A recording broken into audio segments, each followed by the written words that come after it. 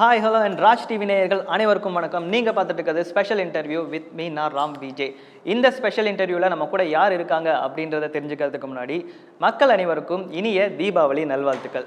So இந்த special டேவை இன்னும் ஸ்பெஷல் ஆக்கணும் அப்படின்றதுக்காக கம்பி கட்டின கதை படத்தோட க்ரூ தான் நம்ம கூட இருக்காங்க. ஸோ அவங்க என்னென்ன மாதிரி கம்பி கட்டுற கதைலாம் சொல்கிறாங்க அப்படின்றத கேட்டு தெரிஞ்சுக்கலாம் வாங்க. வணக்கம். வணக்கம் சார். வணக்கம். வணக்கம். எல்லாரும் ரொம்ப ஜாலியாக காலையில செம்ம வைப்பாக இருக்கீங்க. எல்லாரும் எப்படி இருக்கீங்க சார்? கம்பி கட்டிட்டு சரி, ஓகே சார். எப்படி சார் இந்த கதைக்குள்ள நீங்க வந்தீங்க? கம்பி கட்டின கதை ஃபுல் அண்ட் ஃபுல் ஒரு ஆல்ரெடி நட்டி சாரோட ஃபில்மோகிராஃபி பார்த்தோம்னா ஒரு ஸ்கேம் ரிலேட்டடாக தான் இருக்கும். ஸோ இதில் நீங்கள் உள்ள வந்திருக்கீங்க, அது எப்படி சார் இருக்கு? இல்லை, நான் அவரோட ஃபஸ்ட்டு ஃபிலிம் மிளகா பண்ணதுக்கப்புறம் 4-5 படங்கள் பண்ணோம். அதுக்கப்புறம் லாஸ்ட்டாக நாங்கள் மகாராஜா பண்ணியிருக்கோம். ஓகே. ஸோ இவர் ஹீரோ, அவர் கீழே ஒருத்தர் இருப்பார். ஓகே. அவர் அசிஸ்டன்ட் மாதிரியே இருப்பார். அவர் ஆசிரமா இருப்பார், அவருக்கு அசிஸ்டண்டாக ஒருத்தர் இருப்பார். ஹியூமரான ஒரு ஆள் வேணும் அப்படின்னு.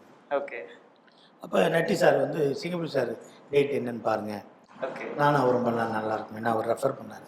ஓகே. அப்புறம் நான் கதை கேட்டேன். புது கம்பெனி, ஓகே, புது director.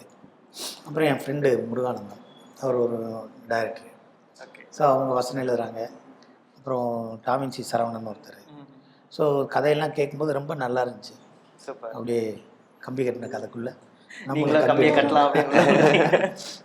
Okay. Hi ma'am. Hi Shalini ma'am, எப்படி இருக்கீங்க? நல்லா இருக்கேன். நீங்க எப்படி இருக்கீங்க? சூப்பரா இருக்கேன் மேம். நீங்க சொல்லுங்க மேம், நீங்க எப்படி கம்பி கட்ட ஆரம்பிச்சீங்க? சார் இதுக்குள்ள வந்தீங்க. நான் ஆக்சுவலி எனக்கு இந்த ரோலுக்கு வேகன்சி இருக்கு அப்படின்னு சொல்லி ஒரு இது வந்தது. என்ன மேம், ஜாப் இன்டர்வியூ வேகன்சி இருந்துச்சு, அப்ளை பண்ணேன். இந்த பையனுக்கு பேர் வேணும்னா எனக்கு கூப்பிட்டாங்களே, அதுதான் ஃபர்ஸ்ட் எனக்கு கூப்பிட்டாங்க. இந்த பையனுக்கு பேர் வேணும். அப்ப அவருன்னு நீங்க ஓகே சொல்லிட்டீங்களா? அதனாலதான் உள்ள வந்தீங்களா? அப்படிலாம் இல்ல. ஓகே. நமக்கு மூவி பண்ணணும் ஆசை. சிங்கப்பள்ளி சார் முறைக்கிறார். உண்மையே எனக்கு இந்த மாதிரி சொன்னாங்க, இவ்வளவு க்ரூ இருக்காங்க, நட்டி சார் இருக்காங்க, சிங்கப்பள்ளி சார் இருக்காங்க, இவரோட பேரை தான் நீங்க பண்ண போறீங்க அப்படின்னு சொல்லி எல்லாமே சொல்லிதான் கூப்பிட்டாங்க. ஸோ யாழினிங்கிற ரோல் பண்ணியிருக்கேன். ஸோ அப்படிதான் வந்தது. ப்ரொடியூசருக்கு என்னோட போட்டோ பார்த்துட்டு பிடிச்சிருச்சு. ஃபர்ஸ்ட் டே எனக்கு கூப்பிட்டுருந்தாங்க. நான் அந்த டைம் கொஞ்சம் அவைலபிளா இல்லைன்னொன்னே இல்ல சார் வர முடியாது அப்படின்னு சொல்லிட்டேன்.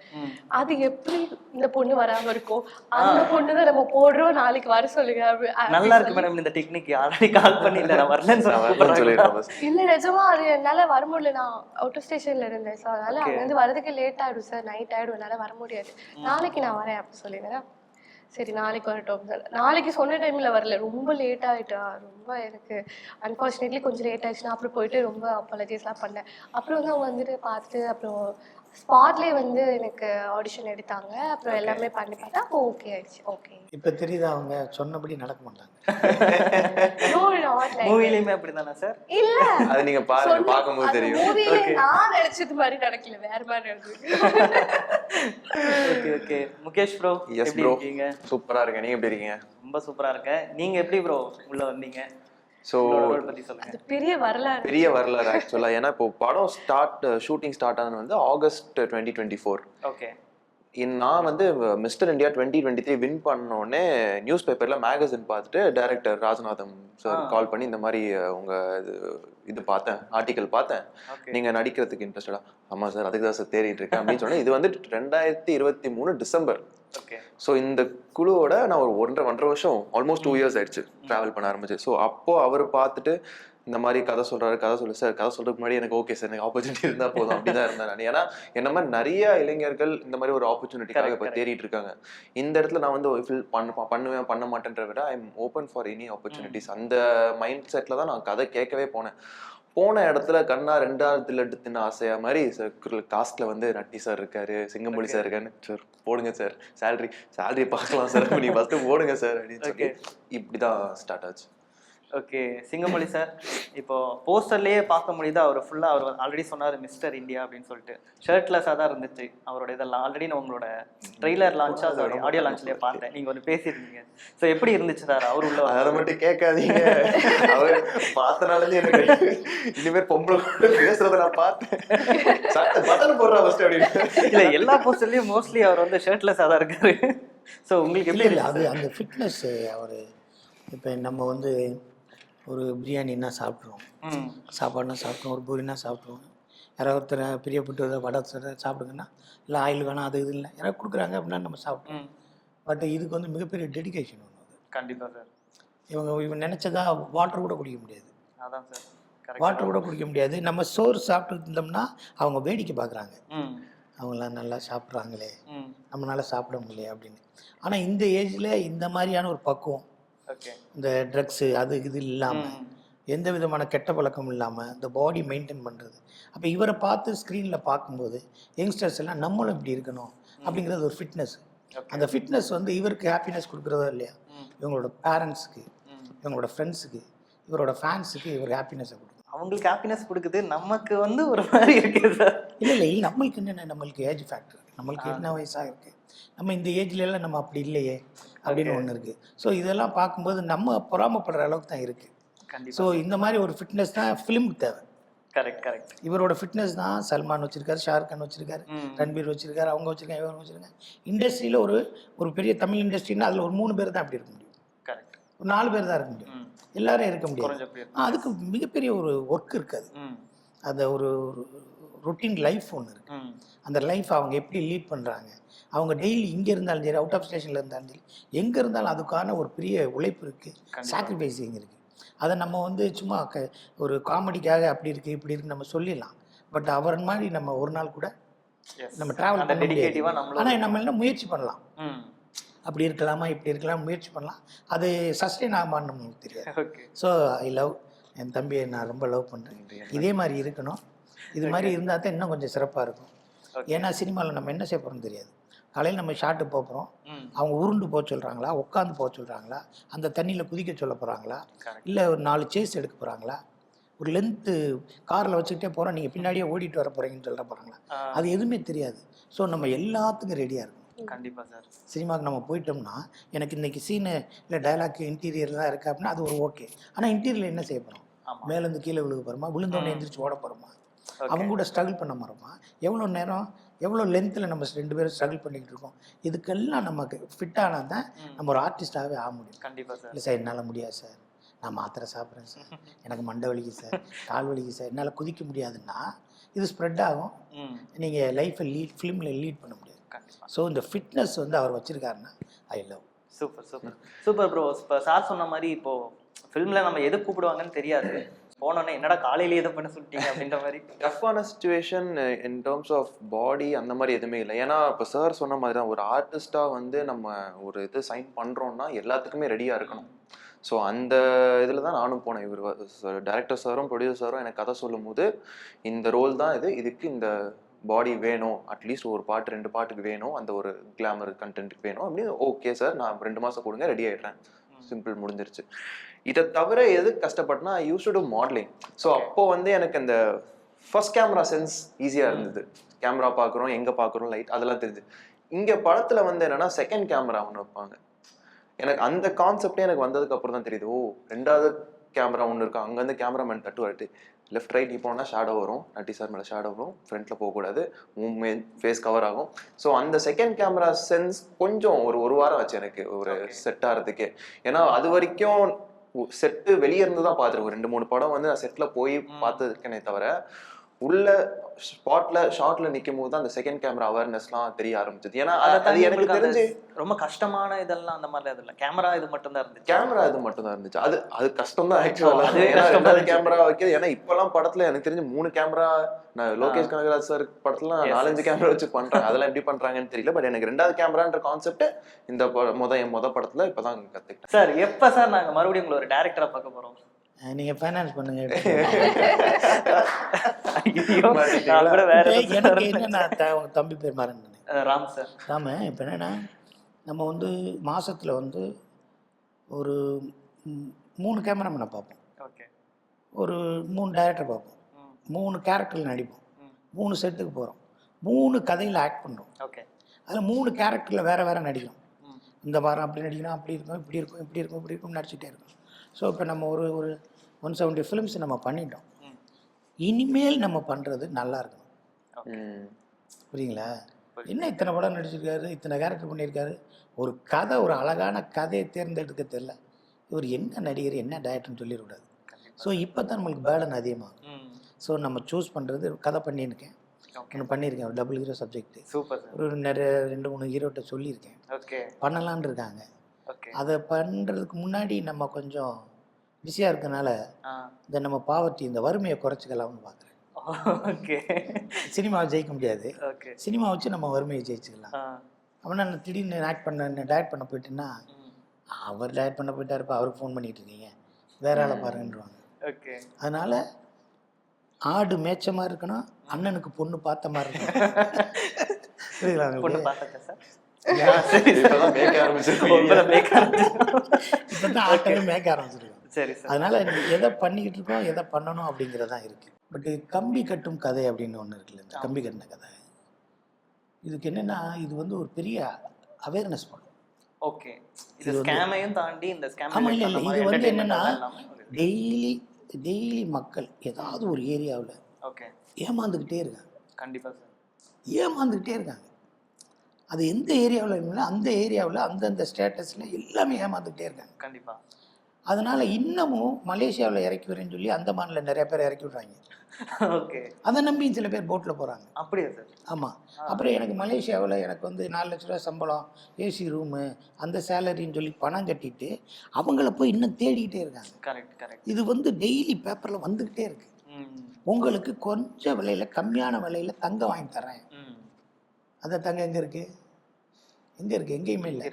ஆனால் அதுக்கு காசுக்கு இன்னும் கட்டிட்டு தான் இருக்காங்க. கரெக்ட். உங்களுக்கு புரியுதா? உங்களுக்கு புரியுது சார். நீங்கள் பேங்க்கில் வாங்க, பேங்க்குக்கு போங்க, அங்கே வந்து ஆக்டிவேட் பண்ணாமே நிறைய அக்கௌண்ட்ஸ் இருக்குது, ஃபண்ட் இருக்குது. அவங்கெல்லாம் அமெரிக்காவுக்கு போயிட்டாங்க, நீங்கள் ஒரு செலான் மட்டும் புக் பண்ணி ஃபில் பண்ணி தாங்க, நீங்கள் எடுத்துகிட்டு போயிருங்கிறாங்க. அப்பெல்லாம் எடுத்துகிட்டு போக முடியுமா? முடியாது. அதுக்கு ஆள் போயிட்டு தான் இருக்குது. ஓகே. ஆள் போயிட்டு தான் இருக்குது.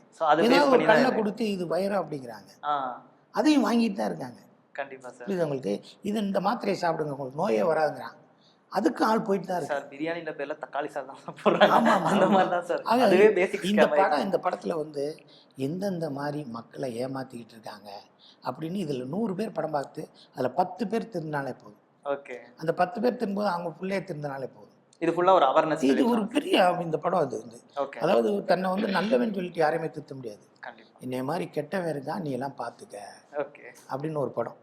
அது நட்டிசாரே நான் ப்ரெஸ்ஸில் சொன்னேன், இந்த சதுரங்க வேட்டைக்கு அப்புறம் இந்த மாதிரி மக்களை ஏமாத்துற கேரக்டரா உங்களுக்கு வருது, தினமும் 8 தடவை சாமி கும்பிட்ற உங்களுக்கு வருது இது எப்படின்னு கேட்டேன். அதுக்காக தான் சாமி கும்பிட்றாரு. இந்த மாதிரி ஒரு கேரக்டர் வரணும் இருக்கலாமே அப்படிங்கிறாரு. அவரு சாப்பிடும்போது சாமி கும்பிட்றாரு, காரில் ஏறினோடனே சாமி கும்பிட்றாரு, அங்கே போகிறீங்க சாமி கும்பிட்றாரு. ஆனால் அவர் வந்து இவருக்கு எழுதுகிற கதை எல்லாமே மக்களை ஏமாற்றி அப்படிங்கிற மாதிரியே இருக்கு. அதனால அவர்கிட்ட நான் கேட்டேன், நீங்கள் நல்லவரா கெட்டவரா? ஓகே தெரியலப்பாங்கிறாரு. ஓகே மேம், நீங்கள் எப்படி மேம் இந்த மூவிக்குள்ள ரொம்ப கஷ்டமாக நடிச்ச சீன் ஏதாவது இருக்கா? சார் கூட நடிச்சதான் கஷ்டமா? எனக்கும் அது ஃபர்ஸ்ட் மூவில ஃபர்ஸ்ட் எடுத்தோடனே எனக்கு வந்து எல்லாரோட காம்பினேஷன்ஸ்ல இருந்தது. எடுத்தோடனே வா அப்படிங்கிற மாதிரி. அது ஃபர்ஸ்ட் ஒரு 2 டேக் கொஞ்சம் போச்சு. அதுக்கப்புறம் சிங்கிள் டேக்ல அதுக்கப்புறம் எங்க டயலாக். ஸோ இப்போ சார் கூட அந்த நடிச்ச எக்ஸ்பீரியன்ஸ் பத்தி கொஞ்சம் சொல்லுங்க. அவரு ரொம்ப பெரிய ஆளுங்க. அவர் ஒரு சின்ன ஒரு டாபிக் கொடுத்தாலே அவர் அவ்வளோ நாலேஜ் இருக்கும் அவருக்கு. அவரை உட்கார வச்சு நம்ம பேசிட்டே இருக்கலாம், அதுல இருந்து நம்ம நிறைய கத்துக்கலாம். அதனால அங்கே போயிட்டு அங்கே இவரு தான் இருந்தாரு, நட்டி சார் இருந்தாங்க. ஓகே. அதே குரூப் தான். அவர் இல்ல, என்ன கத்துக்கிட்டேன்? அவரை தவிர எல்லாரும் என்ன கத்துக்கிட்டேன்? என்ன கத்துக்கிட்டேன்னா அவரோட அந்த டெடிகேஷன் லெவல், பயங்கரமான டெடிகேஷன் லெவல். எவ்வளோ அடிச்சாலும் தாங்குவாங்க. அந்த மாதிரி நிறைய அடிச்சிருப்பீங்க போல. இல்ல லைக் அந்த எங்களுக்கு கேரளால தான் ஷூட் பண்ணாங்க. ஸோ அப்போ அங்க கிளைமேட் வேற இருக்கும், ஃபுட்டு வேற மாதிரி இருக்கும். ஸோ அது வந்த உடனே அன்னைக்கே வந்து ஷூட், அந்த மாதிரி நிறைய விஷயங்கள்லாம் இருக்குல்ல. நான் பார்த்த வரைக்கும் கண்டினியூஸாக இவங்களுக்கெல்லாம் ஷூட் போகுது. நமக்காவது கொஞ்ச நாள் ரெஸ்ட் இருக்கும், இவங்களுக்கெல்லாம் டேட்ஸ் ப்ராப்ளம்ல இருக்கும். ஸோ அந்த மாதிரி இன்னைக்கு இங்கே இருக்கணும், நாளைக்கு சென்னையில் இருக்கணும், நாளான்னைக்கு துபாயில் இருக்கணும், அந்த மாதிரி போயிட்டு இருக்க ஆள் இவங்கெல்லாம். ரொம்ப டெடிகேஷன் லெவல் இருந்தனால தான் இவ்வளோ ஓட முடியுது இவங்களால. ஸோ அது ரொம்ப கற்றுக்கணும். நம்ம எவ்வளோ தூரத்துக்கு போனாலும் நம்ம அதை கரெக்டாக மெயின்டைன். டெடிகேஷன்ங்கிறத விட பிரச்சனைகள் நிறையா இருக்குது, ஓடித்தான் ஆகணும். ஸோ அப்படி இல்லை, அவங்களுக்குள்ள அந்த பேஷன் இருக்கு. என்னதான் அவங்களுக்கு அது இருந்தாலும் பேஷன் இருக்கனால தான் அவங்க இவ்வளவு தூரம் வந்திருக்காங்க. கண்டிப்பா கண்டிப்பா. ஸோ அதனால ஒரு படம் பண்ணிட்டோம் 2 படம் பண்ணிட்டோம் அந்த மாதிரி இல்லை. ஒவ்வொரு படமுமே நமக்கு அது ஃபர்ஸ்ட் மூவியா இருக்கணும் அப்படிங்கிறது என்னோட இது நான் கத்துக்கிட்டேன். இல்ல ஆக்சுவலா அந்த டெடிகேஷன் சொல்றது முழுக்க முழுக்க உண்மை. ஏன்னா இப்போ அண்ணன் சொல்ற மாதிரி ஓடிக்கிட்டே இருக்கணும்னு ஒரு ஒரு காரணம் தான், டெடிகேஷனா இருக்கணும், இன்வால்மெண்டா இருக்கணும். ஏன்னா இப்ப நான் பாக்குறேன், இப்போ சிங்கம்புலி அண்ணன் வந்து ஒரு கேரக்டர் அவர் பண்றாருன்னா அந்த கேரக்டருக்கு நிறைய ஒரு லைஃப் கொண்டு வராரு, அவரோட இன்புட்ஸ் நிறைய கொண்டு வராரு. ஸோ அதெல்லாம் நான் இன்னொரு விஷயம் நான் கத்துக்கிட்டது இந்த படத்துல வந்து. இப்போ நினைச்சிருந்தேன்னா அவர் வந்து ஓகே ஸ்கிரிப்ட் இதுதானா அதை வந்து டெலிவர் பண்ணிட்டு போயிருக்கலாம். அப்படி இல்லாம இந்த கேரக்டருக்கு என்ன பண்ணா நல்லா இருக்கும், டேரக்டர் சார் கிட்ட உட்காந்து டிஸ்கஸ் பண்ணுவார், இது நான் பண்ணட்டுமா, இது நல்லா இருக்குமா. ஸோ இவர் இவ்வளோ இன்புட்ஸ் கொண்டு வரும்போது அந்த கேரக்டரே ரொம்ப பியூட்டிஃபுல்லா வருது. வேரியேஷன் பயங்கரமா இருக்கு. நிறைய வேரியேஷன்ஸ் இருக்கும். மூவிலயுமே ரொம்ப இறங்கியும் நடிச்சிருப்பாங்க, ரொம்ப ஒரு கெத்தா மகாராஜால பாத்தீங்களா வில்லன் டைப்லயும் பண்ணிருப்பாங்க. சோ எல்லாமே இந்த டெடிகேஷன் இன்வால்வ்மென்ட் இல்லாம அது மகாராஜான்னு சொல்லி சார் என்ன பாக்கும்போது பயமாதான் மேடம் இருக்கு. பாருங்க ஏதாவது இருக்க பாத்துக்கங்க முதுகுல. சார் இப்போ உங்க டீம்லயே வந்து யார் சார் ரொம்ப கம்பி கட்டின கதையா ஆகுது? ஓகே, அவரை வச்சுட்டு தான் இருக்கு. அது மாதிரி வேற வேற எலிமெண்ட்ஸ் வேற வேற கேரக்டர்ஸ் எல்லாம் வருது. மற்றபடி இந்த படத்தில் வந்து என்னென்னா டைலாக்ஸ் வந்து ரொம்ப நல்லா இருக்கு.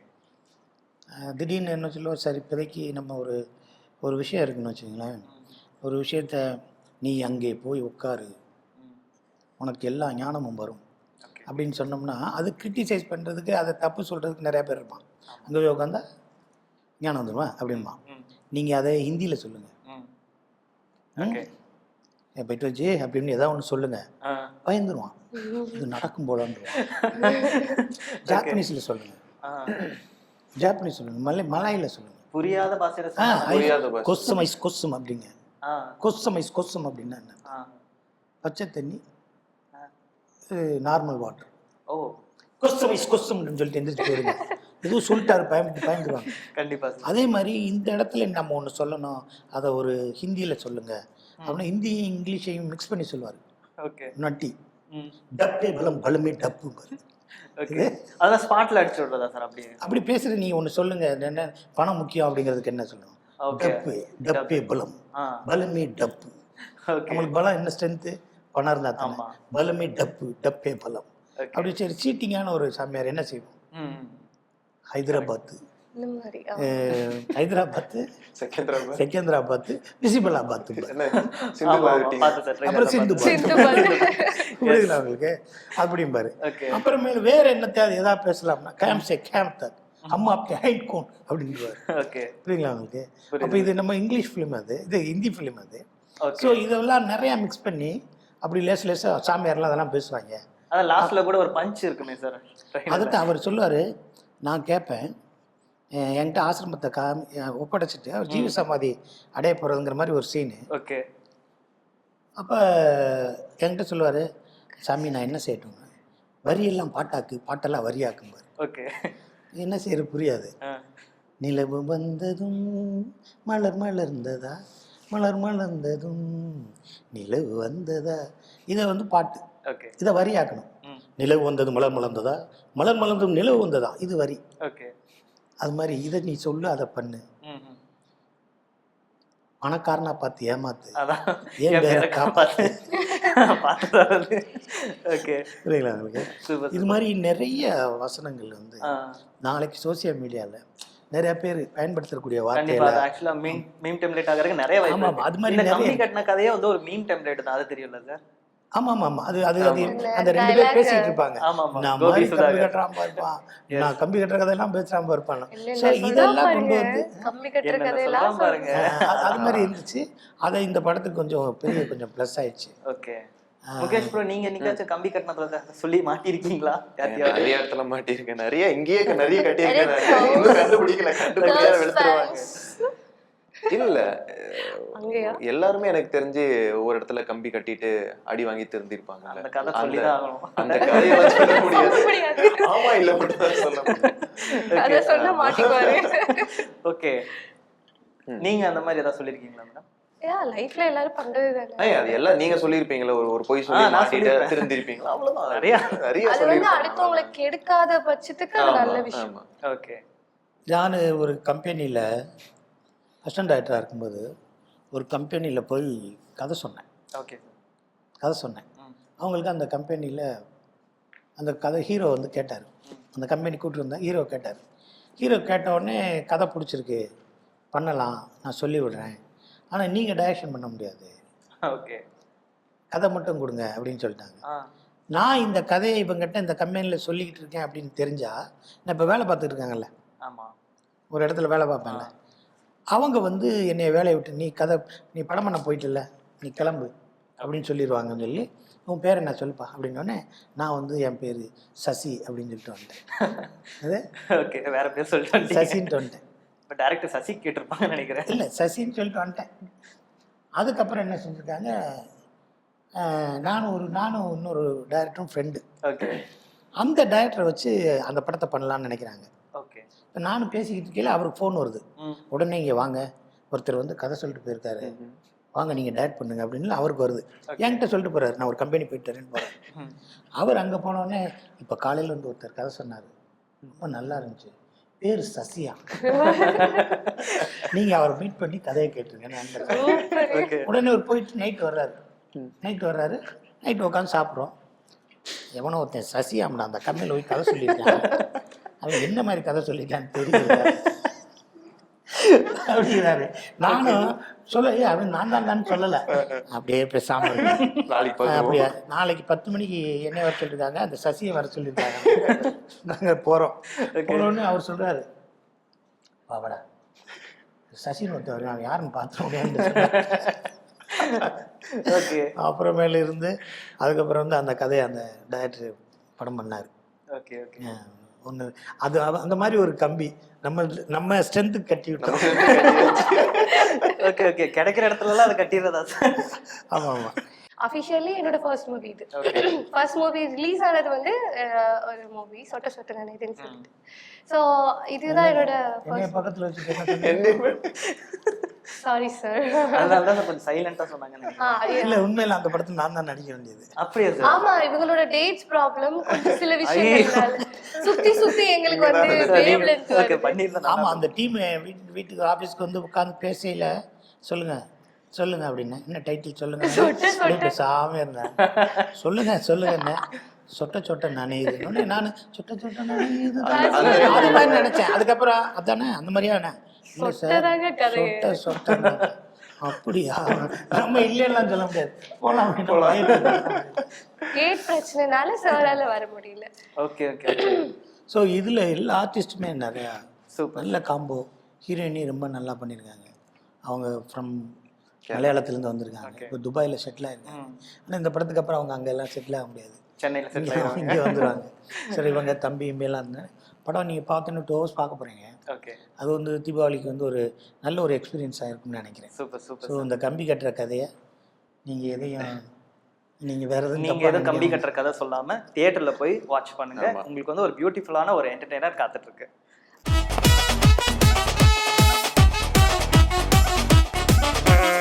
அடுத்ததா கம்பி கட்டின கதை படத்தோட க்ரூல இருந்து hero Natty sir, heroine Sriranjini and writer actor Muruganandam அவங்க கூட இப்போ ஜாயின் பண்ணியிருக்காங்க.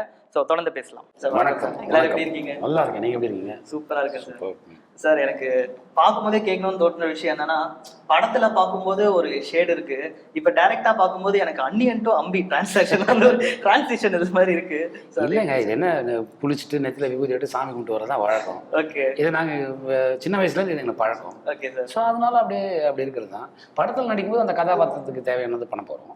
ரியல் லைஃப்ல நம்ம எப்படி இருக்குமோ அப்படி தானே இருக்க முடியும். Okay sir. சிங்கம்புடி சார் ஸ்டார்டிங்ல சொல்லியிருந்தாரு, நீங்க வந்து அப்படியே ஆப்போசிட்டா இருப்பீங்க, நிறைய சாமி கும்பிடுவீங்க அப்படின்ற மாதிரி. ஸோ பேசும்போது கூட இந்த மாதிரி ஸ்கேம் ரோல்லாம் அவருக்கு வருது, பட் ஆனால் நல்ல சாமி கும்பிடுவார் அப்படின்ற மாதிரி சொல்லியிருந்தாரு. அது படம்ங்கிறது வந்து ஒரு கற்பனை கதாபாத்திரம் தானே, இது ஒரு ரியல் கதாபாத்திரம் கிடையாது.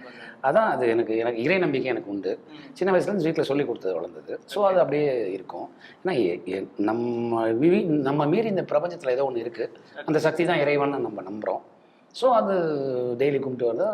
அதாவது எப்படி சொல்கிறது, பாவ புண்ணிய கணக்குப்படி நம்ம புண்ணியத்தை ஜாஸ்தி சேர்த்துக்கணும்னு நினைக்கிறது தான், வேற என்ன. ஓகே சார், அப்படி இன்னும் இந்த சதுரங்க மூமெண்ட் வந்துருச்சு எனக்கு. ஓகே மேம், ஹாய் மேம், எப்படி இருக்கீங்க? நல்லா இருக்கீங்க. ஓகே மேம், நீங்கள் எப்படி இந்த மூவிக்குள்ளே கமிட் ஆனீங்க? ஸோ உங்களோட எக்ஸ்பீரியன்ஸ். எக்ஸ்பீரியன்ஸ் ரொம்ப நல்லது. ஸோ இது ஃபர்ஸ்ட் டைம் தமிழ் மூவி இருக்கு. So it was a good experience with all these gems. Singampuli sir, Natty sir, Muruganandam sir, really beautiful journey. Muruganandam sir ஒரு ஆக்டராகவும் இல்லாமல் ஒரு ரைட்டராக இந்த மூவியில் நீங்கள் வந்து ஜாயின் பண்ணியிருக்கீங்க. ஸோ எப்படி சார் ஃபீல் பண்ணுறீங்க? அது கண்டிப்பாக ப்ரொடியூசர் ரவி சாருக்கும் அண்டு டைரக்டர் நாதனுக்கு தான் தேங்க்ஸ் சொல்லணும். அண்டு நட்டி சார் 3 பேரும் சேர்ந்து தான் நம்மளை ரைட்டராக மாற்றினாங்க. எனக்கு கொஞ்சம் நாதன் டேரக்டருக்கு வந்து நல்லா, அவருக்கு வந்து சில ஏரியா பயங்கரமாக ஒர்க் பண்ணுவார். காமெடி போர்ஷன் மட்டும் நடிக்க வைக்க கூப்பிடும்போது எழுதுறது யாராக பண்ணலாம், அவர் ரைட்டரை உள்ளே வந்தால் நல்லா இருக்குமேன்னு நாதனோட ஐடியா அண்ட் ரவி சாரோட ஐடியா இருந்துச்சு. அப்போ யார் ஹீரோன்னு கேட்கும்போது நட்டி சார் சொன்னோன்னே, இப்போ 3 நட்டி சார் எனக்கு ஏற்கனவே நல்ல பரிச்சயம், நாதனும் அண்டு இவரும் எல்லாம் சேரும்போது இப்போ உள்ளுக்குள்ள ரைட்டராக நான் வர்றதுக்கான இது முழுக்க முழுக்க ஒரு காமெடி ப்ளஸ் அவேர்னஸ் அப்படி இருக்குமா சார்? இல்லை, அதாவது நீங்கள் அந்த அது பாயிண்ட் இருக்கு பார்த்தீங்களா, அது அந்த காமெடிங்கிறது ஒரு 90% இருக்கும், 10% வந்து உங்களுக்கு அறிவுரை சொல்கிற மாதிரி இருக்கும்.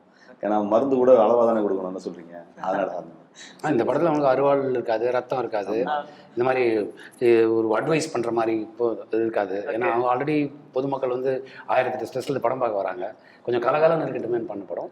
ஒரு விஷயத்த சொல்லி தான் ஆகணும், தப்பு பண்ணாதீங்க, பண்ணீங்கன்னா மாட்டிப்பீங்க அப்படின்ற ஒரு விஷயத்தை நம்ம சொல்லி தான் ஆகணும். அதான் சிங்கமணி சாருக்கு ஒரு அட்வைஸ் சொல்லியிருந்தீங்க படத்தோட இந்த ட்ரைலரோட பணக்காரனை பார்த்து ஏமாத்து என் பேரை காப்பாத்து, அந்த மாதிரி சின்ன சின்ன விஷயங்கள் இருக்கும், அவ்வளவுதான். அது வந்து முன்னாடி ஒரு டைலாக் இருக்கும், ஏழைகளை விட்டுரு அப்படின்னு, ஏழைகளை விட்டுரு பணக்காரனை பார்த்து ஏமாத்து என் பேரை காப்பாத்து அப்படின்னு. ஒரு பெரிய பெரிய ஹீரோக்களுடைய பழைய ஆள் படங்களாக நீங்க பாத்தீங்கன்னா அது அந்த தியரி அதுவா இருக்கும், ஏழைகளுக்கு பயங்கரமா செய்வாங்க. பணக்காரங்களை வந்து, ஏன்னா ஆல்ரெடி பணக்காரன் தானே அவரு, ஒருத்தன் பேங்க்ல வந்து கொள்ளடிக்கும் போது கேட்டுருந்தானா, ஏன் பேங்க்ல போய் அடிக்கிற, மற்ற ரோட்ல இருக்கிறவங்களாம் நீ கொள்ளடிக்க முடியல அப்படின்னு. பேங்க்ல போற அளவுக்கு அவன்கிட்ட காசு இருக்குல்ல, அவன்கிட்ட தான் அடிக்கிறேன். என்ன சொல்றீங்க? அந்த மாதிரி சார் நீங்க வந்து இப்போ ஒரு சினிமாட்டோகிராஃபரா இருந்தீங்க, ஒரு டக்குன்னு ஒரு ஆக்டரா ஒரு டிரான்ஸ்ஃபர்மேஷன் கொடுக்குறீங்க. அது எப்படி சார்?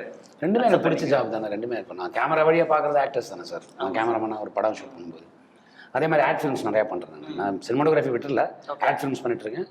எப்போ டைம் கிடைக்குதோ அப்போலாம் பண்ணுறேன், நடிச்சிட்டும் இருக்கேன். அப்படி தான் அது, அதில் ஒரு ஜாப் சாட்டிஸ்ஃபேக்ஷன், இது ஒரு ஜாப் சாட்டிஸ்ஃபேக்ஷன். உங்களுக்கு அது பேஷனாக தான் இருந்துச்சு சார்? நீங்கள் அஃப்கோர்ஸ் சினிமாட்டோகிராஃபி தான் மெயின் பேஷன். ஆக்டிங் அப்படி தோணலை, திடீர்னு நடுவில் வந்தது ஒரு வாய்ப்பு வந்து பண்ணோம், நம்மளை மக்கள் வெறுக்கலை. ஸோ அதுக்கப்புறம் ஆஃபர்ஸ் வர ஆரம்பிச்சது, பண்ணுங்கன்னு வர ஆரம்பிச்சது, பண்ண ஆரம்பித்தோம். அப்படியே ஆக்டராக கண்டினியூ பண்ணிட்டு இருக்கோம். ஓகே மேம், சார் கூட நடிச்ச எக்ஸ்பீரியன்ஸ் உங்களுக்கு எப்படி இருந்துச்சு? என்னென்ன விஷயங்கள்லாம் நீங்கள் லேர்ன் பண்ணிட்டு இருக்கீங்க சார் கிட்ட? லேர்ன் பண்ணிட்டு ரொம்ப விஷயம் லேர்ன் பண்ணிட்டு இருக்கேன். It was my very good experience with him. He taught me so many things, learned so many things from him. So on set also he was like supporting character, very nice, not like other actors, no attitude, very humble person, very good. Nice experience, nice journey. Okay sir, நீங்க உங்களோட experience? அதாவது இப்போ சாரோட எனக்கு 3வது படம் நடி ரைட்டராக உள்ள வந்து ஃபர்ஸ்ட் படம் தான். அது மாதிரி நடி நான் போவேன், அப்போவே 2 பேரும் கதையை பற்றி பேசிக்கிறோம். அவர் பண்ண கதையை என்கிட்ட சொல்லுவார், இந்த மாதிரி ஒரு கதை பண்ணியிருக்கேன் முருகானந்தம் அப்படின்னு சொல்லுவார். நான் வந்து ஸ்கிரிப்டை சொல்லுவேன். எப்படி அப்போ இருந்தே ஒரு தொடர்பு இருந்துச்சு. இப்போ ரைட்டராக போகும்போது இன்னும் கொஞ்சம் ஈஸியாக அவருக்கு இன்னொன்று பேசிக்காக அவருக்கு பயங்கர ஹியூமர் சென்ஸ் இருக்குது. நீங்கள் ஹியூமர் படம் நடிக்கிறவங்க, நீங்கள் சில ஐடியாக்கள் படங்கள் இருக்குது பார்த்தீங்களா, அது அவங்களுக்கும் அந்த தாட் இருந்துச்சுன்னா ஈஸியாக இருக்கும். இப்போ ஒரு மியூசிக் சம்மந்தமான டேஸ்ட் இருக்கிற மியூசிக் டைரக்டர் பார்த்தீங்கன்னா நல்ல பாட்டாக வாங்குவாங்க. அந்த டேரக்டரும் அந்த மியூசிக் டைரக்டரும் சேரும்போது மட்டும் பாட்டு சூப்பராக இருக்கும். ஏன்னா பேசிக் அந்த டேரக்டருக்கு வந்து பயங்கர மியூசிக் நாலேஜ் இருக்கும், அல்லது அது நாலேஜ் இருக்கோ இல்லையோ அதை ரசிப்பாங்க பயங்கரமா. இவர் சார் வந்து அதுல ஹியூமர்ல வந்து நானே ஹியூமரை ரைட் எழுதி கொண்டு போனது வந்து ஒரு 25% இருக்குன்னா, அதை வந்து 75% மாத்துறதுல, எழுதுறது 75னா 100 மாத்துறதுக்குன்னு ஒரு ஆர்டிஸ்ட் இருப்பாங்கல்ல, அது வந்து நட்டி சார் கிடைக்கும். நான் எழுதி மனசுக்குள்ள வந்து ஒரு 75% சூப்பரா இருக்குடா அப்படின்னு தோணும். போய் படிச்சு அவர்கிட்ட இருந்து வெளியே வரும்போது 100 வெளியே வரும். என்னோட பேராமீட்டர் அவருக்கு தெரியும், என்னோட லிமிடேஷனும் அவருக்கு தெரியும். ஏன்னா 3 படங்களை ஒன்னா தொடர்ந்து ஒர்க் பண்ணதுனால பேசிக்கா அவர் வந்து ஒரு ரைட்டர் டைரக்டர் சார். ஸோ அதனால ஒரு ஆர்டிஸ்ட்டை பார்க்கும்போது, ஒருத்தர்கிட்ட பேசும்போது இவர்கிட்ட இது நம்ம எக்ஸ்ட்ராக்ட் பண்ணலாம்னு அவருக்கு தோணும். அவர் எழுதி வருவாரு, கேட்கறதா நம்ம சார் இது இப்படி இருக்கு, இப்படி ஒரு வார்த்தை ஆட் பண்ணா நல்லா வருமானு, நல்லா இருக்கு பண்ணுங்க பாரு, நல்லா ஐயோ லென்த் வேணாம் கட் பண்ணுறேன்றாரு. ஸோ அந்த மாதிரியான விஷயம். ரைட்டருக்கு வந்து ஆக்சுவலாக தமிழ் சினிமாவில் ரைட்டருங்கிற ஒரு ப்ரீடு இல்லை. ஒரு காலத்தில் இருந்தாங்க, இப்போ இல்லை. அதனால இப்போ எனக்கெல்லாம் நான் வெளியில் நான் பார்க்கும்போது ஹிந்தி படங்கள், தெலுங்கு படங்கள் இருக்கும்போது ரைட்டர்னு ஒரு டிபார்ட்மெண்ட்டே இருக்குது. அவங்க வந்து சில விஷயத்த சொல்லுவாங்க, அதை கிரகிச்சுக்கிட்டு நம்ம பண்ணும்போது அதில் அவுட்புட் ரொம்ப நல்லா வரும். ஸோ அதனால எனக்கு முருகானந்தம் ரொம்ப பிடிக்கும். ஏன்னா எழுதுறது ஒரு சாதாரண விஷயம் கிடையாது. இப்போ சாதாரணமாக ஒரு த்ரில்லர் நீங்கள் பண்ணுறீங்கன்னா அதுக்கு ஒரு ஹீரோ, ஒரு வில்லன் அப்படின்னு உங்களுக்கு ஒரு ஈஸியான பேத் கிடைச்சிடும். காமெடி வந்து ஒயிட் பேத்து. நீங்கள் சிம்பிளாலாம் காமெடி பண்ண முடியாது, அதுக்கான டைமிங் வேணும், என்னென்னமோ வேணும். ஸோ அதை ஒருத்தர் எழுதி கொண்டு வரும்போது நம்ம அதில் கான்சன்ட்ரேஷன் ரொம்ப ஜாஸ்தி போகும். ஸோ அதனால எனக்கு ரொம்ப கம்ஃபர்ட் அவர் கூட படத்தை பண்ணுறதுக்கு காரணமே எங்கள் ப்ரொடியூசர் வந்து சொன்னது என்னன்னா, நாதன் போய் அவர்கிட்ட ராஜநாதன் டைரக்டர் போய் கதை சொல்றது, அவர் போன த்ரில்லர் கதை சொல்றதுக்கு தான். அவர் எனக்கு த்ரில்லர்லாம் வேணாம், நல்ல காமெடி படம்னா சொல்லு, நான் 2 பாட்டு நல்லா இருக்கும் அதில், அது அப்படி இடம் இருந்தால் சொல்லுன்னாரு. அப்படி ஸோ அவர் கேட்டது போக தான் உருவானப்பட்டது தான் கம்பி கட்டின கதை. Super super. ஃபேமிலியோட வரலாம் ஜி, நல்லா ஜாலியாக பார்க்கலாம். கண்டிப்பா கண்டிப்பா. ஓகே, உங்களுக்கு ஏதாவது டிஃபிகல்ட்டான சீன்ஸ் அந்த மாதிரி இருந்துச்சு? எனக்கு இந்த சீன் ரொம்ப கஷ்டமா இருந்துச்சு, பட் ரொம்ப கஷ்டம் അങ്ങനെ സീൻസ് ഇല്ലായിരുന്നു. പക്ഷെ ഒരു സീൻ, എല്ലാം scenes very comedy. So you know right, to act in a comedy way to make people laugh is the most difficult thing in acting. So it was like easy. I had these people, I had Rajnathan sir, everybody was so supportive, so I could do that. But I remember one incident where I had to give one small thing. I have a dialogue in the movie with him. Very ചെറിയ dialogue ഇருக்கு, very bad time. I cannot. திட்டணும். Okay, அவங்க திட்டணும், ஆனா ரொம்ப தயங்கினாங்க திட்டத்துக்கு. சொல்ல மாட்டேன். ஓகே, இல்லங்க, நீங்க சொன்னீங்கன்னா தான் அது வரும், இல்லைன்னா வராது. ரொம்ப நேரம் 10 நிமிஷம் அவங்களை கன்வின்ஸ் பண்ணி அப்புறம் சொல்ல வச்சு. கடைசியா திட்டினாங்க. நீங்க திட்டினதுக்கு அப்புறம் அவங்க திட்டினாங்களா? இல்ல அதாவது மூடு எப்படின்னா, இவங்க திட்டணும், கோபமா திட்டணும். ஓகே, அவங்க சார் வந்து நிறைய பேசுவார், பேசிட்டு பண்ண தப்புக்காக இவங்களை கன்வின்ஸ் பண்ண உடனே இப்ப லாஸ்ட் சொல்லிட்டு இப்பெல்லாம் நீ நினைச்சியா அப்படின்பாரு. உடனே ஆமா அப்படின்பா. அப்படி எதுவுமே இல்ல. அப்புறம் எதுக்குடா இந்த சொன்னாங்கிற மாதிரி சொல்றாங்க. வார்த்தை சொல்லிட்டு இவ்வளவு நேரம் காமெடியா பேச எதுக்குடா பேசுனேன் அப்படின்னு கேட்கணும்ல. இல்ல அது மட்டும் வேணாம் சொல்லி சீரியஸான சீனு இவங்க சொல்ல மாட்டேங்கிறாங்க, அவர் சார் சிரிக்கிறாரு, இவங்க சிரிக்கிறாங்க அப்படின்னு ஒரு ஜாலியா பண்ணி கடைசியில வந்து திட்டு. ஆனா எல்லாம் புரியாது, அந்த திட்ட வார்த்தை கரெக்டா புரியுது. க்ரூவே இப்படிதான் இருக்குமா சார்? பயங்கர ஜாலியா இப்படியே நிறைய ஆக்டர்ஸ் காமெடி எல்லாருமே சாம்ஸ் இருக்காரு, நம்ம இவர் கோதண்டம் இருக்காரு, புலி சார் உங்களுக்கு தெரியும். அவர் பேசினா சிரிக்காத மனிதர் ஒருத்தன் சிரிக்கவே மாட்டேன், தச்சிக்கிட்டு உட்காந்து கூட சிரிப்பான். அந்த மாதிரி வந்து பயங்கரமான ஒரு காம்போ. சோ ஆல்ரெடி இங்க மிளகாலே பார்த்திருக்கோம். சோ இந்த வரைக்கும் ஒரு டிராவல் இருக்குல்ல சார், அதை பத்தி கொஞ்சம் சொல்லுங்க சார். அதாவது நான் சிங்கம்புலி சாரை வந்து எல்லாரும் ஒரு ஆக்டரா பார்ப்பீங்க. அவர் வந்து ஒரு ஜீனியஸ். அதாவது நிறைய படித்து அதுக்கான ஒரு அறிவை வளர்த்துப்பாங்கல்ல. நீங்க எந்த டிபார்ட்மெண்ட்டை பத்தி வேணாலும் அவர்கிட்ட பேசலாம். ராக்கெட் சயின்ஸ், அவர் பேசிக்காக ஒரு இன்ஜினியர். அவர் மாஸ்டர் பண்ணாரா எனக்கு தெரியாது, பேச்சுலர் முடிச்சிட்டார் இன்ஜினியர். நீங்க ஒரு ஃப்ளைட்டை பத்தி பேசுனீங்கன்னா ஒரு 1/2 மணி நேரம் பேசுவார். ஃப்ளைட்டில் ப்ராசஸ் என்ன, அது எப்படி டேக் ஆஃப் ஆகுது, எப்படி லேண்ட் ஆகுது, எல்லா விஷயத்தையும் சொல்லுவார். ஒவ்வொரு சின்ன விஷயங்கள். அதாவது அவர் கதை சொன்னது நீங்கள் கேட்டிங்கன்னா படம் பார்க்குற மாதிரியே இருக்கும். அதே மாதிரி வந்து நீங்கள் அதுக்குள்ளே நம்ம அதை பண்ணிட மாட்டோமா, அது நடிக்க மாட்டோமா, சினிமாட்டோகிராஃபி பண்ண மாட்டோமா நமக்கு மனசுக்கு தோணும். நீங்கள் சிங்கம்புலி சாரை பார்க்குறீங்கல்ல, அதுக்கு அப்படியே பின்னாடி ஒரு முகம் இருக்குது. அந்த முகம் வந்து அதிக அறிவும் அதிக ஆற்றலும் கொண்ட ஒரு முகம் அது. அது அவர் பக்கத்தில் நீங்கள் அவர்கிட்ட நெருங்கி பழகினீங்கன்னா அது உங்களுக்கு தெரியும். நம்ம ஜென்ரலாக இப்போ சிங்கம்புலி சார் அவருக்கு ஒரு காமெடினா ஏதோ ஒரு படத்தில் ஒரு கேரக்டர் பண்ணியிருக்காரு அப்படின்னா அந்த கேரக்டர் நினச்சி நம்ம அவரை பார்த்தோம்னா வேஸ்ட்டு. அவருக்குள்ள வந்து ஃபென்டாஸ்டிக் ரைட்டர், ஃபென்டாஸ்டிக் டைரக்டர். இப்போது உதாரணத்துக்கு சொல்கிறேன், மாயாவி படம் பார்த்துருப்பீங்க. ஜோதிகா மேம் எவ்வளோ ஜெய்ஜாண்டிக்காக இருப்பாங்க, எவ்வளோ அழகாக இருப்பாங்க. அவங்கள வச்சு காமெடி பண்ணணும்னு உங்களுக்கு தோணுமா? அவர் அந்த டைம்ல அவரை வச்சு பண்ணாரு. சூர்யா சார் எவ்வளவு ஹேண்ட்ஸம், எவ்வளவு அழகு.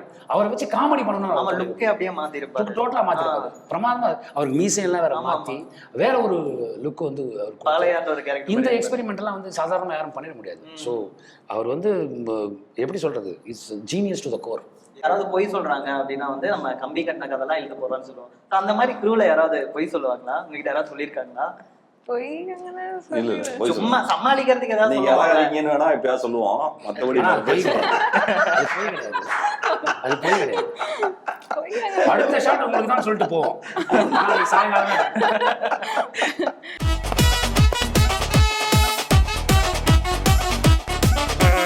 ஓகே, இந்த கம்பி கட்டின கதை படத்தோட குரூவை பத்தி நம்ம பார்த்தோம். ஸோ மெயினான captain of the ship director sir இப்போ வந்திருக்காரு. ஸோ அவரை நம்ம வெல்கம் பண்ணிடலாம். சார் வணக்கம். வணக்கம். வணக்கம் ராஜநாதன் சார்.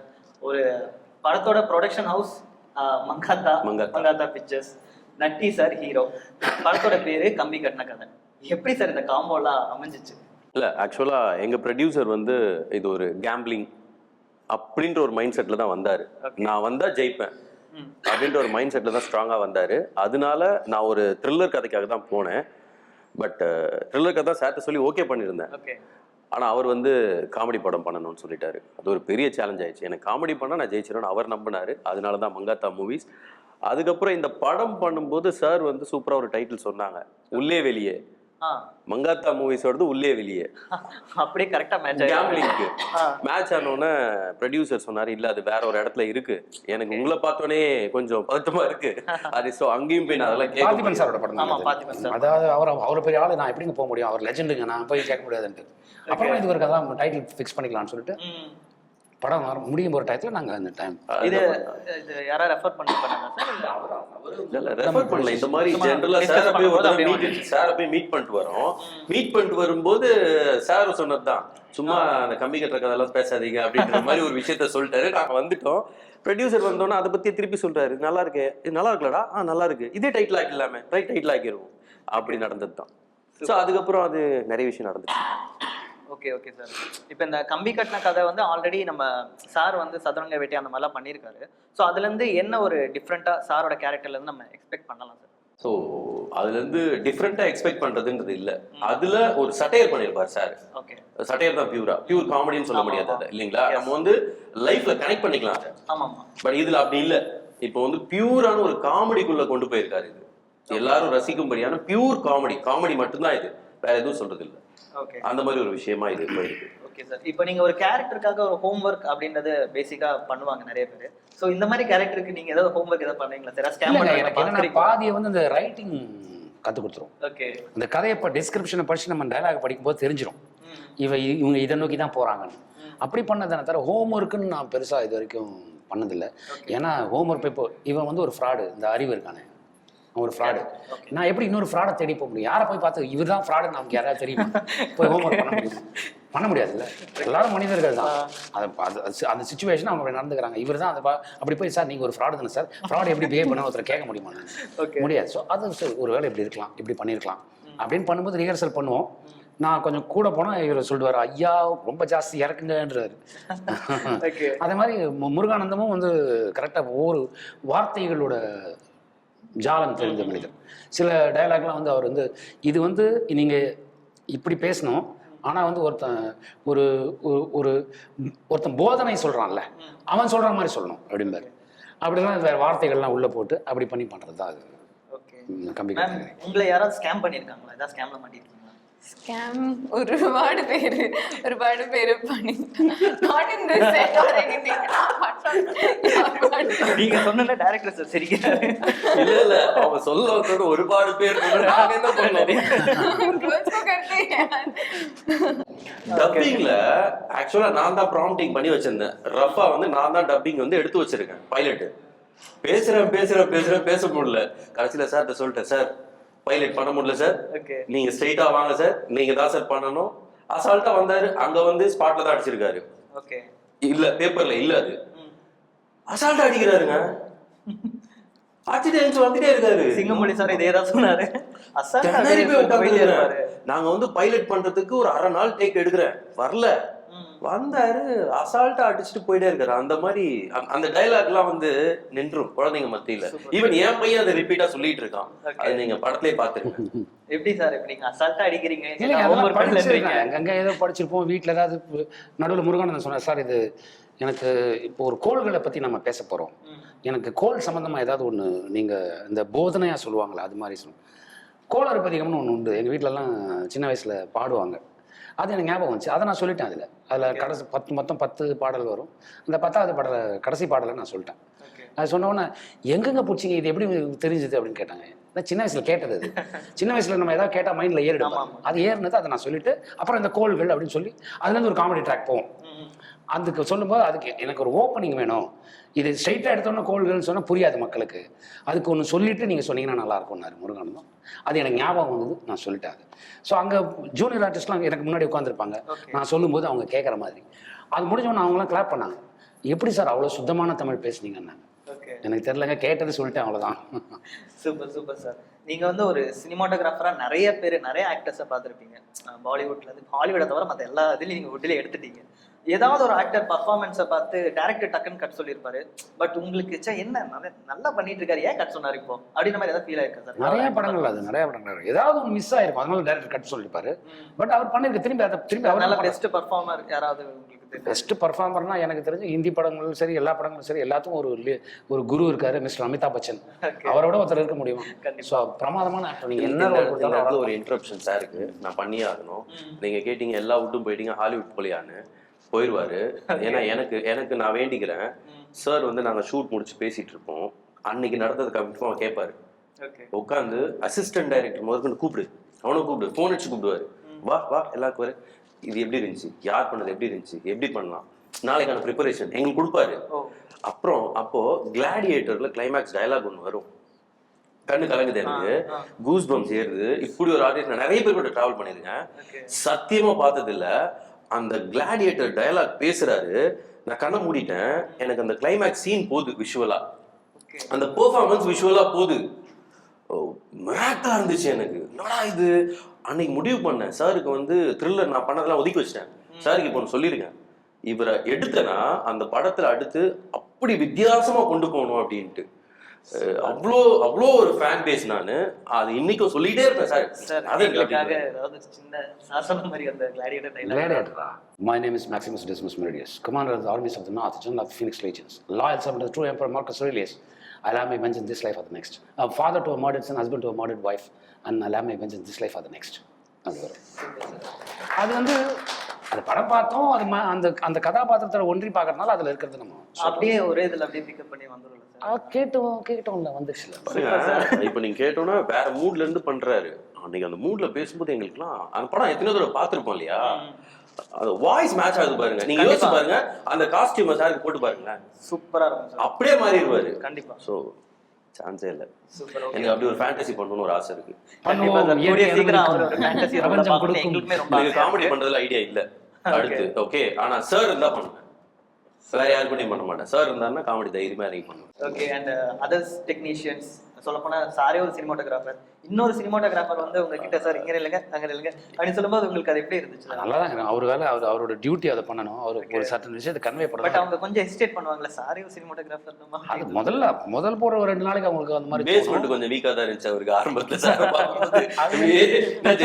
இல்லைநாதன் பயமா இருக்குநாதன், 2 கேமரா வேற, சாரை கூப்பிடுறதுக்கு பயமா இருக்கு. சரி கூப்பிடணும் தானே, அவ்வளவுதானே விடுங்க, முருகானந்தம் இருக்காரு, தலை வா தலை ஜி போது, அவருதான் எங்களுக்கு முன்னாடி அனுப்பி வருது. ஏன்னா அவர் சீனியர்ல, சார் கிட்ட போடணும். சார் சில நேரத்துல கொஞ்சம் கோவமா இருப்பாரு, ஒரு வெயில் அந்த நேரத்துல ஒண்ணுமே பண்ண முடியல, பட்ட வெயில் அடிக்குங்க, என்ன பண்ண முடியும்?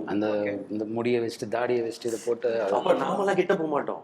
அப்போ முருகானன்பா யோ என்ன ஏமாட்டி விட்டுருக்கீங்க நீங்க வெளியே போவாரு, அப்படி இருந்துதான் ஜெய்க்கு வந்து கொஞ்சம் பயந்தான். அப்புறம் ஒரு கட்டத்துக்கு அப்புறம் சார் வந்து பார்த்து கம்ஃபர்ட் ஜோன் ஒன்று சொல்லாரு, சரி ஆயிடுச்சு. அப்புறம் நேற்று பயங்கரமா பாராட்டணும்னு நேற்றுலாம் சேர்த்துட்டாரு.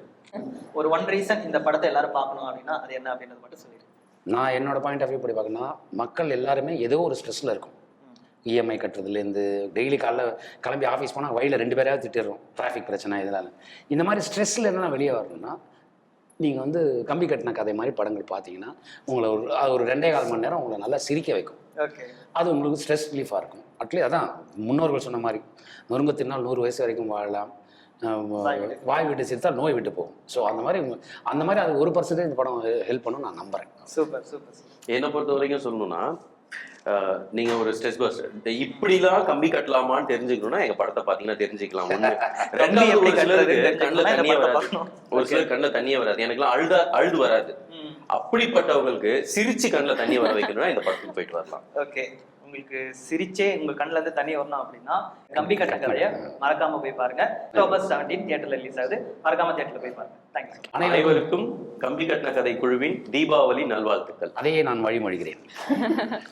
ஓகே, இந்த இன்டர்வியூட எண்டுக்கு நம்ம வந்துட்டோம். இந்த இன்டர்வியூ ரொம்பவே ஃபன்னாக இருந்திருக்கும், உங்களை ரொம்ப என்டர்டெயின் பண்ணியிருக்கும் நம்புறேன். அண்ட் இதே மாதிரியான வேற ஒரு சூப்பரான ஷோவில் உங்களை எல்லாத்தையும் மீட் பண்ணுறேன். And then it's Tata bye, see from Ram Vijay. And எல்லாருக்கும் இனிய தீபாவளி நல்வாழ்த்துக்கள்.